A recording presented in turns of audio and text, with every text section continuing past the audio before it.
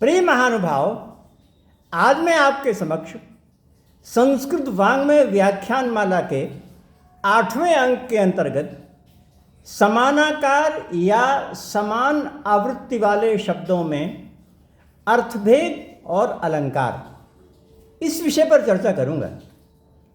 हम जानते हैं कि एक ही प्रकार के शब्द एक ही आवृत्ति वाले निश्चित रूप से एक ही अर्थ वाले होते हैं। अगर हम कहें कि पठति पठति या गच्छति गच्छति, तो दोनों पठति का अर्थ एक ही है, गच्छति का अर्थ एक ही है। पठति पठति ये समान आवृत्ति वाले शब्द हैं और साथ ही समान अर्थ वाले शब्द भी हैं। सामान्यतया ऐसा ही होता है, परंतु कुछ परिस्थितियों में ऐसा होता है कि समान आकृति या समान आवृत्ति वाले जो शब्द हैं उनके अर्थ भिन्न भिन्न भी होते हैं। जैसे पयः पयो जरयति या सैंधवम आनय, तो यहाँ पर पयः पयः में दोनों के अलग अलग अर्थ हैं। एक का दूध अर्थ है, दूसरे का पानी अर्थ है। दोनों पयः समान आकार के हैं, समान आवृत्ति वाले हैं, परंतु इनका अर्थ भिन्न हो गया है। इसी प्रकार से सैंधवम का अगर हम 2 बार प्रयोग करें तो ये हो सकता है कि उसके भी 2 अर्थ हों। सैंधव का अर्थ घोड़ा भी होता है और सैंधव का अर्थ नमक भी होता है। इस प्रकार से कुछ दशाओं में ऐसा होता है कि जो अनेकार्थी शब्द होते हैं उनके संदर्भ में ऐसा होता है कि समान आकृति होने पर भी, समान आवृत्ति होने पर भी उनके अर्थ भिन्न प्रकार के हों। इस विशेषता को ध्यान में रखकर साहित्य शास्त्र में शब्दालंकार बनाए गए हैं। साहित्य शास्त्र में जो शब्दालंकार की जो खूबी है ना, जो सौंदर्य है ना, वो इस बात पर निर्भर है कि शब्दों की तो समानता होती है मगर अर्थ की समानता नहीं होती। शब्दालंकार में अनेक अक्षर, समान अक्षर बार बार प्रयुक्त हो सकते हैं। अमंदानंद में अंध अंध बार बार प्रयोग हो सकता है।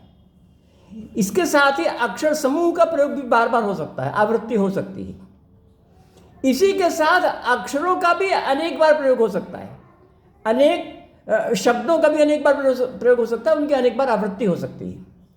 मगर शब्दों की जो अनेक बार समान आवृत्ति है, उस संदर्भ में दोनों शब्दों का अर्थ भिन्न भिन्न अवश्य होना चाहिए।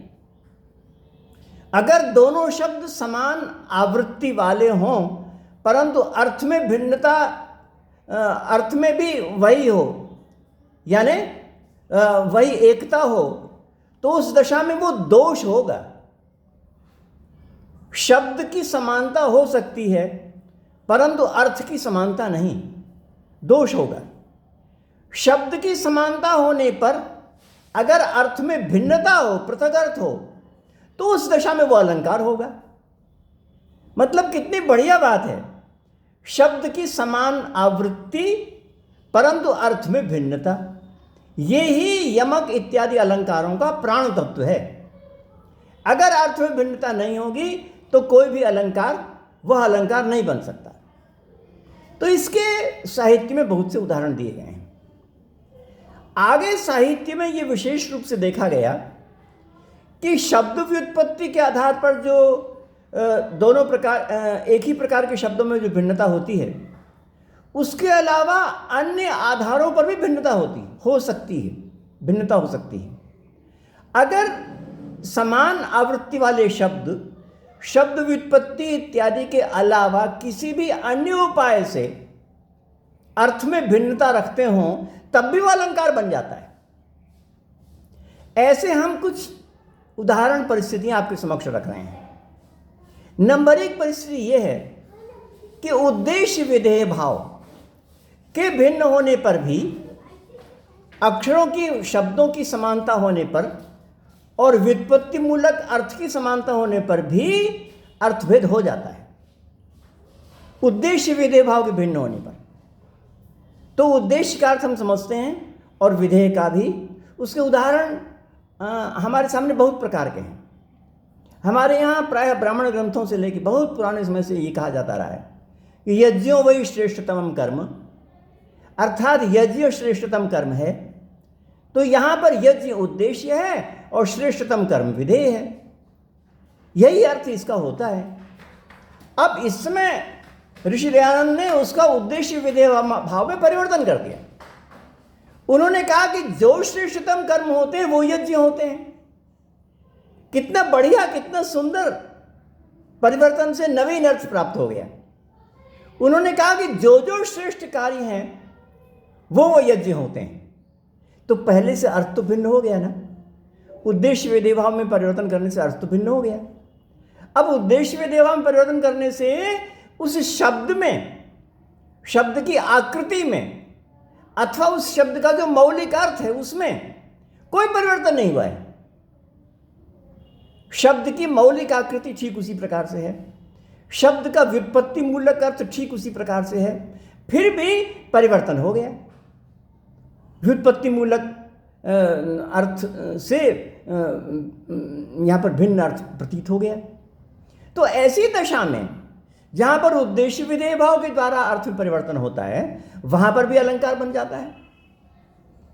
दव दहनस्तुहिन दीदिस्तस्य, जो काव्य प्रकाश में उदाहरण दिया है, तो उसमें उद्देश्य विधेय भाव का ही परिवर्तन है। तो ये उदाहरण उन्होंने प्रदान किया है। इसी प्रकार से अन्य परिस्थिति बताता हूं, और वो है सामान्य विशेष भाव से परिवर्तन होना। सामान्य विशेष भाव से परिवर्तन होने का अर्थ यह है कि जो शब्द होते हैं वो सामान्य अर्थ वाले भी होते हैं और विशेष अर्थ वाले भी होते हैं। हमारे व्याकरण शास्त्र में माना गया है कि जो शब्द होते हैं वो द्रव्य पदार्थक भी होते हैं और जाति पदार्थक भी होते हैं। और ये बात हम लोक में जानते हैं, हम ऐसा देख सकते हैं। हम कहते हैं कि गौर नान्तव्य, दूसरा कहते हैं गा मान है। इन दोनों का एक ही अर्थ है क्या? एक बार कहते हैं गाय को नहीं मारना चाहिए और दूसरी बार कहते हैं गाय को लाओ। इन दोनों में गाय का अर्थ भिन्न भिन्न है। गाय को लाओ जो हम कहते हैं वो तो द्रव्य पदार्थक है, मेरे घर में जो बंधी हुई गाय है वो है। और जब गौर नान्तव्य कहते हैं तो जाति पदार्थक है, दुनिया में कहीं भी रहने वाली गाय को नहीं मारना चाहिए। तो यहाँ पर इन दोनों वाक्यों में गौ शब्द के अर्थ तो भिन्न भिन्न हो गए। किस प्रकार से हुए? एक द्रव्य पदार्थ के अनुसार और एक जाति पदार्थ के अनुसार। इस प्रकार से दोनों के अर्थ भिन्न भिन्न हो गए। तो व्याकरण में और साहित्य शास्त्र में माना कि इस आधार पर भी अर्थ में भिन्नता हो जाती है। और अगर इस अर्थ में भिन्नता हो तो साहित्य शास्त्र में अनुप्रास का एक नया ही उपभेद दे दिया और उसका नाम दे दिया लाटानुप्रास। यस्य न स्यात् गिरह शत्रो गर्जितम तज्जितम जितम, यत्र न स्यात् गिरह शत्रो गर्जितम तज्जितम जितम। तो यहाँ पर जितम जितम का 2 बार प्रयोग किया गया है और इसका अर्थ यह है कि जिस युद्ध भूमि में शत्रु इतने अभिभूत हो गए हों, परास्त हो गए हों कि उनकी आवाज़ ध्वनि न सुनाई पड़ रही हो, वो है असली जीतना। तो यहाँ पर जो जितम जितम है वे दोनों व्युत्पत्ति मूलक से तो एक ही हैं और शब्द की आवृत्ति भी एक ही है। एक ही शब्द की आवृत्ति होने के पश्चात भी और जितम का जो व्युत्पत्ति मूलक अर्थ है जी धातु से क्ता प्रत्यय, वे दोनों धातु प्रत्यय के दोनों अर्थ के समान होने के पश्चात भी यहाँ पर अर्थभेद हो गया। तो वो किस कारण से हो गया? ये सामान्य विशेष के अनुसार हो गया। कहते हैं कि जो उस राजा का जो जीतना है वो एक है, पर्टिकुलर है, वो विशेष है। उसी प्रकार का जीतना हम सामान्य जो जीतना व्यवहार करते हैं उनमें प्रयुक्त होता है। इस राजा का जीतना वह है जिसको हम सामान्य सब जगह जीतना इस रूप में व्यवहार करते हैं। तो इस प्रकार से एक जीतम सामान्य वाचक है और एक जीतम द्रव्यवाचक विशेषवाचक है। इस प्रकार से वो अर्थभेद हो गया। तो मैंने आज आपके समक्ष ये बताने की कोशिश की कि व्युत्पत्ति मूलक अर्थ की समानता होने पर भी, धातु के अर्थ की समानता होने पर भी, प्रत्यय के अर्थ की समानता होने पर भी जो 2 शब्द हैं, समान आकृति वाले जो 2 शब्द हैं, उनके अर्थभेद हो सकता है। उद्देश्य विधेय भाव के द्वारा हो सकता है और सामान्य विशेष भाव के द्वारा हो सकता है। और उन अर्थभेद होने के कारण से साहित्य शास्त्र में विविध प्रकार के अलंकार बताए गए हैं। तो आज मैंने इस संदर्भ में आपके समक्ष ये चर्चा की। अब आगे अन्य विषयों पर अन्य अंक में। धन्यवाद।